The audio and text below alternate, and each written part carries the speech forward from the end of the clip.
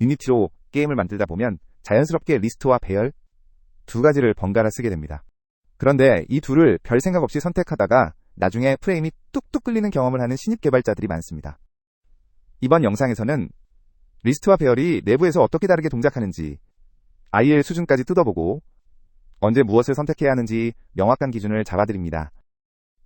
이 두 줄 코드 직접 작성해 보신 적 있으시죠? 전 목록은 리스트로, 맵 타일은 배열로 관리하는 흔한 패턴입니다. 겉보기엔 둘 다 그냥 여러 개를 담는 컨테이너처럼 보이지만 내부에서 일어나는 일은 전혀 다릅니다. 특히 유니티는 일반 단넷과 다른 벨 지시를 씁니다. 이 지시는 실행되는 순간 게임 루프 전체를 멈춰버립니다. 리스트를 잘못 쓰면 매 프레임마다 지시가 발동할 수 있다는 뜻입니다. 먼저 비유로 이해해볼까요? 배열은 고정 칸수 창고입니다. 10칸짜리 창고를 지으면 영원히 10칸이고 각 칸에 번호가 붙어 있어서 3번 칸이라고 하면 즉시 꺼낼 수 있습니다. 반면 리스트는 늘어나는 고무박스처럼 보이지만 실제로는 안에 창고, 즉 배열이 숨어 있습니다. 꽉 차면 몰래 2배 큰 새 창고를 짓고 이사를 갑니다. 이 몰래 이사가 바로 성능 문제의 핵심입니다. 이 다이어그램을 보시면 배열과 리스트의 메모리 구조 차이가 한눈에 들어옵니다. 왼쪽 배열은 5칸이 연속으로 딱 붙어있고 카운트와 캐퍼시티가 항상 같습니다. 오른쪽 리스트는 내부의 밑줄 아이템즈라는 배열을 가지고 있고 카운트는 3이지만 캐퍼시티는 4입니다. 빈칸이 하나 있는 거죠. 그리고 애들을 하나 더 했을 때 캐퍼시티를 초과하면 보이는 것처럼 2배 큰 배열로 전체 복사가 일어나고 기존 배열은 지시 대상이 됩니다. 그렇다면 배열과 리스트의 인덱싱은 IL 수준에서 어떻게 다를까요? 이 코드를 보시면 ARRI로 배열 요소에 번호로 직접 접근합니다. 창고에서 3번 칸을 바로 꺼내는 것처럼 주소를 계산해 즉시 값을 읽어오는 연산입니다. 이 단순한 한 줄이 IL에서 어떻게 변환되는지 다음 씬에서 확인해 보겠습니다. 배열 인덱싱의 IL을 보면 핵심은 7번째 줄의 ldlm.i4 명령어입니다. 배열 시작 주소에 i 곱하기 size of int를 계산해서 직접 값을 읽어오는 단일 명령어입니다. 전체 명령어가 딱 4개입니다. JIT 컴파일러는 이걸 네이티브 메모리 오프셋 연산으로 최적화하기 때문에 배열 접근은 사실상 포인터 연산 수준의 속도입니다. 이번엔 리스트 인덱싱입니다. 리스트 i라고 쓰면 배열과 문법이 똑같습니다. 하지만 리스트의 인덱서는 배열처럼 주소를 직접 계산하지 않고 get 밑줄 아이템이라는 메서드를 거칩니다. 같아 보이는 문법이 내부에서 어떻게 다르게 동작하는지 IL로 확인해 볼까요? 8번째 줄이 핵심입니다. 콜버트, 즉 가상 메서드 디스패치가 등장합니다. 리스트 i는 사실 get 밑줄 아이템이라는 인덱서 프로퍼티 호출로 변환됩니다. 그리고 이 get 밑줄 아이템 내부에서 다시 내부 배열의 LDLM으로 접근합니다. 배열보다 한 단계 더 거치는 거죠. JIT가 get 밑줄 아이템을 인라인 최적화하면 차이가 줄어들지만 배열이 여전히 더 빠릅니다. 콜버트는 가상 메서드 호출 명령어입니다. 런타임에 객체의 실제 타입을 확인한 뒤 메서드를 호출하는데 이 과정에서 널 체크가 묵시적으로 포함됩니다. 비가상 메서드는 콜로 컴파일 되지만 리스트 i 같은 인덱서는 항상 콜버트를 거칩니다. 이 차이가 배열과 리스트 인덱싱 성능 차이의 본질입니다. 이제 리스트 제할당이 어디서 지시를 만드는지 들여다봅시다. 4번째 줄, new 리스트 괄호 안이 비어 있습니다. 초기 용량을 지정하지 않은 것입니다.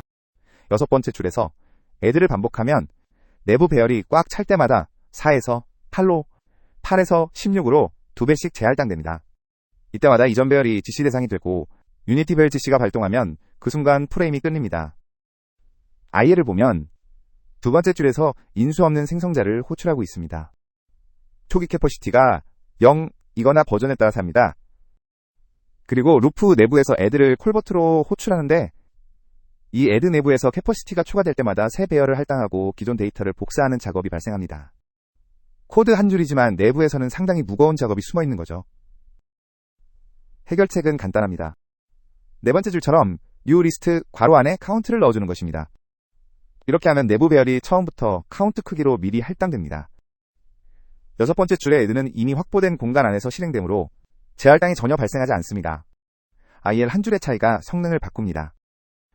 IL 차이를 비교해 보겠습니다. 이전 IL과 달리 2번째 줄에서 카운트를 먼저 로드하고 3번째 줄에서 int 32 인수를 받는 생성자를 호출합니다. 이렇게 하면 내부 배열이 처음부터 카운트 크기로 확보됩니다. 루프 내부의 애드는 동일하지만 이번엔 캐퍼시티가 충분하므로 재할당 분기가 실행되지 않습니다. 생성자 한 줄이 다입니다. 이 다이어그램이 재할당 과정을 한눈에 보여줍니다.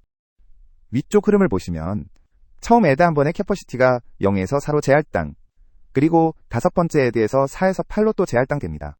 8개를 추가하는 동안 재할당이 2번 일어나고 구호 배열 2개가 지시 대상이 됩니다. 반면 아래쪽 흐름은 처음부터 리스트 8로 생성했기 때문에 애드 8번 동안 재할당이 단 한 번도 없습니다. 지시도 없죠. 그렇다면 실제로 언제 배열을 쓰고 언제 리스트를 써야 할까요? 기준은 이 표 하나로 정리됩니다. 생성 시점의 크기를 알 수 있으면 배열, 런타임 중 요소가 추가되거나 삭제되면 리스트입니다. 핵심은 세 번째 줄, 맵 프레임 접근하는 핫패스라면 배열이나 용량 지정, 리스트를 써야 한다는 겁니다. 마지막으로 외부 API에 읽기 전용으로 노출할 때는 iRead only 리스트를 쓰면 호출자가 내부 컬렉션을 수정하지 못하도록 막을 수 있습니다. iRead only 리스트는 리스트나 배열을 외부에 읽기 전용으로 노출하는 인터페이스입니다. 인덱스와 카운트만 제공하고 add나 remove 같은 변경 메서드는 없습니다. get active enemys처럼 적 목록을 반환할 때 반환 타입을 iRead only 리스트로 하면 호출자가 내부 리스트를 임의로 수정하는 것을 컴파일 타임에 차단할 수 있습니다. 이제 유니티 실전 코드를 보겠습니다. 이건 신입 개발자들이 자주 저지르는 패턴입니다. 8번째 줄을 보시면 스타트 웨이브마다 뉴 리스트를 생성합니다. 용량 지정도 없고요. 13번째 줄 업데이트에서 클리어를 호출하지만 에너미즈가 매 웨이브마다 새로 생성되기 때문에 캐퍼시티가 들쑥날쑥합니다. 18번째 줄의 애들을 매 프레임 반복하는데 에너미즈 리스트의 캐퍼시티가 작으면 재할당이 발생하고 이전 내부 배열이 지시 대상이 됩니다. 웨이브가 자주 시작될수록 적이 많을수록 지시 스파이크가 심해집니다. 개선 코드입니다. 5번째 줄 필드 선언 시 뉴리스트 50으로 예상 최대 크기를 미리 잡습니다. 스타트 웨이브도 없앴습니다. 업데이트에서는 9번째 줄 클리어만 호출합니다. 클리어는 카운트를 0으로 초기화하지만 내부 배열은 그대로 유지합니다. 그러니까 50칸이 계속 살아있는 거죠. 이후 애들을 해도 캐퍼시티 50을 넘지 않는 한 재할당이 없습니다. 이 두 줄 차이가 지시 스파이크를 제거합니다. 클리어와 뉴리스트의 차이를 명확히 이해하셨으면 합니다. 클리어는 내부적으로 밑줄 사이즈를 0으로만 바꿉니다. 내부 배열은 그대로 살아있고 캐퍼시티도 유지됩니다. 반면 뉴리스트를 새로 생성하면 이전 내부 배열이 힙에 남아 지시 대상이 됩니다. 업데이트마다 뉴리스트를 쓰면 안 되는 이유가 바로 여기에 있습니다. 배열이 더 적합한 상황도 있습니다. 맵 타일 데이터처럼 크기가 고정되고 맵 프레임 접근하는 경우입니다. 4번째 줄 인트 배열 하나로 100 곱하기 100 타일을 관리합니다. 10번째 줄 어웨이크에서 딱 한 번만 할당합니다. 15번째 줄의 get 타일이 맵 프레임 호출되는데 여기서 LDLM 단일 명령어가 사용됩니다. 리스트였다면 콜버트를 한 번 더 거쳤을 겁니다. 오브젝트 풀에서도 배열이 제격입니다. 첫 번째 줄처럼 총알 풀은 최대 성능이 필요한 패턴이고 5번째 줄에서 크기 고정 배열 2개를 씁니다. 풀은 게임 오브젝트 배열, 활성화 여부는 각 슬롯의 활성 여부를 추적하는 불 배열입니다. 인스펙터에서도 풀 사이즈가 명확하게 보이기 때문에 디자이너와 협업할 때도 배열이 더 직관적입니다. 21번째 줄 get플랫에서 배열을 순회합니다. 배열은 메모리가 연속으로 배치되어 있어서 CPU 캐시 효율이 최상입니다. 총알이 자주 발사되는 핫패스에서 이 차이가 누적되면 실제 성능 차이로 이어집니다. 이제 신입 개발자들이 자주 빠지는 함정들을 봅시다. 첫 번째는 업데이트마다 to array를 호출하는 패턴입니다. 4번째 줄 active enemies to array는 매 프레임 3배열을 힙에 할당합니다. 60fps 기준으로 초당 60번 힙 할당이 발생하는 거죠. 이건 지시 입장에서 매우 바쁜 상황입니다. 해결책은 2가지입니다.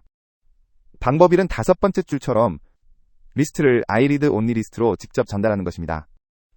새 배열 할당이 전혀 없습니다. 프로세스 에너미즈가 읽기 전용 인터페이스를 받도록 바꾸는 것만으로 충분합니다. 배열이 꼭 필요한 경우라면 방법 1을 씁니다. 9번째 줄처럼 충분한 크기의 배열을 필드로 미리 확보해두고 기존 배열에 덮어쓰는 방식으로 재사용합니다. 17번째 줄에서 기존 배열에 덮었습니다. 새 할당 없이 배열을 재사용하는 패턴입니다. 에너미 카운트로 실제 유효한 요소 수를 추적하는 것도 잊지 마세요. 2번째 함정입니다. 크기를 사실 알 수 있는데 리스트를 쓰는 경우입니다. 5번째 줄을 보면 레벨 데이터에서 카운트를 미리 알 수 있습니다. 그런데 4번째 줄에서 용량 지정도 없이 빈 리스트를 만들고 있습니다. 10번째 줄 개성 코드처럼 카운트를 알고 있다면 배열로 충분합니다. 14번째 줄. new int count로 정확한 크기만 할당하면 재할당도 없고 더 빠릅니다. 세 번째 함정. 빈 배열을 new로 매번 만드는 패턴입니다. 다섯 번째 줄. new item 0 포항은 겉보기엔 무해해 보이지만 호출될 때마다 힙에 빈 배열 객체를 만듭니다. 겟드롭스가 자주 호출되는 메서드라면 지시 부담이 쌓입니다. 13번째 줄. array.empty 아이템을 쓰면 제네릭 타입마다 딱 하나의 정적 인스턴스를 재사용합니다. 할당이 없습니다. 이 작은 습관이 지시 빈도를 줄입니다. array.empty는 싱글턴 패턴입니다. 아이템, int, enemy 등 제네릭 타입마다 딱 하나의 빈 배열 인스턴스를 정적으로 유지하고 몇 번을 호출해도 항상 같은 인스턴스를 반환합니다. 빈 컬렉션을 반환해야 할 때는 무조건 array.empty를 쓰세요. 네 번째 함정은 캐퍼시티와 카운트를 혼동하는 것입니다. 두 번째 줄처럼 new list back으로 만들면 캐퍼시티는 back이지만 카운트는 0입니다. 실제로 추가된 요소가 없으니까요. 그런데 일곱 번째 줄처럼 캐퍼시티를 기준으로 순회하면 비어있는 100칸을 모두 돌게 됩니다. 초기화되지 않은 0값들이 처리되는 거죠. 항상 카운트를 기준으로 순회하세요. 마지막으로 고급 최적화 패턴 하나를 소개합니다. 컬렉션즈 마샬.as 스팬은 리스트 내부 배열에 직접 스팬 참조를 만드는 방법입니다. 다섯 번째 줄. 스팬을 얻으면 인덱싱 오버헤드 없이 배열처럼 직접 접근할 수 있습니다. 하지만 일곱 번째 줄 주석이 핵심 경고입니다. 스팬을 얻은 뒤 리스트에 add를 호출하면 내부 배열이 교체되면서 스팬이 댕글링 참조가 됩니다. 무효화된 주소를 가리키게 되는 거죠. 유니티에서는 버스트 컴파일러나 잡 시스템과 함께 쓸 때 네이티브 어레이를 쓰는 것이 올바른 접근입니다. C# 버전별 변화도 짚어봅시다. C# 1.x 시절에는 제네릭이 없었습니다. 어레이 리스트는 모든 것을 오브젝트로 저장했기 때문에 세 번째 줄처럼 인트를 애드하면 박싱이 발생하고 네 번째 줄처럼 꺼낼 때 언박싱과 캐스팅이 필요했습니다. 레거시 코드에서 이 패턴을 만나면 즉시 리스트로 교체해야 합니다. IL을 보면 세 번째 줄에 박스 명령어가 명확히 등장합니다. int 41을 힙 객체로 포장하는 작업입니다. 애드할 때마다 힙 할당이 발생하고 지시 부담이 쌓입니다. 파트 1에서 배운 팍싱 비용이 여기서 실제로 일어나고 있는 겁니다. C# 2.0에서 제네릭이 도입되면서 이 문제가 해결됩니다. 리스트 인트는 내부 배열의 인트를 그대로 저장합니다. 세 번째 줄 add 42는 박싱 없이 실행됩니다. 네 번째 줄 꺼낼 때도 언박싱과 캐스팅이 필요 없습니다. 타입 안전성도 없고 성능도 얻은 것입니다. IL을 보면 박스 명령어가 사라졌습니다. 일곱 번째 줄 주석을 보시면 add의 인수 타입이 영즉 제네릭 타입 매개 변수 인트 32입니다. 박싱 없이 인트가 그대로 내부 배열에 들어갑니다. 어레이 리스트와 비교하면 지시 부담이 근본적으로 없어진 것입니다. C# 3.0에서는 컬렉션 초기화자 문법이 추가됩니다. 중괄호 안에 초기 값을 바로 나열할 수 있게 되었습니다. 배열도 리스트도 선언과 동시에 값을 넣을 수 있어 코드가 훨씬 깔끔해졌습니다. C# 12 즉 단넷 8에서는 컬렉션 표현식으로 더 통일되었습니다. 대괄호 문법 하나로 배열도 리스트도 스팬도 동일하게 초기화할 수 있습니다. 컴파일러가 타입을 보고 최적의 초기화 코드를 자동으로 생성합니다. int ARR123은 newint 123과 동일하게 컴파일됩니다. 마지막으로 선택 기준표입니다. 크기가 확장되면 배열, 동적이면 리스트, 최대 크기를 알면 new list, n, 업데이트 핫패스라면 배열이나 용량 지정, 리스트, 빈 컬렉션 반환은 array.empty, 웨이브 종료 후 초기화는 클리어. 이 표를 코드 리뷰 체크리스트로 써도 됩니다. 핵심을 5줄로 요약합니다. 첫째, 배열은 LDLM 단일 명령어로 접근하고 리스트는 콜버트를 한 단계 더 거칩니다. 지트 최적화 후에도 배열. 둘째, 리스트 재할당은 지시를 만들고 유니티 벨 지시는 게임 루프를 멈춥니다. 셋째, new list n 한 줄로 재할당을 막을 수 있습니다. 넷째, 클리어는 지시를 만들지 않지만 new list는 만듭니다. 다섯째, 빈 컬렉션은 array.empty를 써서 힙 할당을 없애세요. 이 5가지를 습관으로 만들면 유니티 프로파일러에서 지시 연록 수치가 눈에 띄게 줄어듭니다.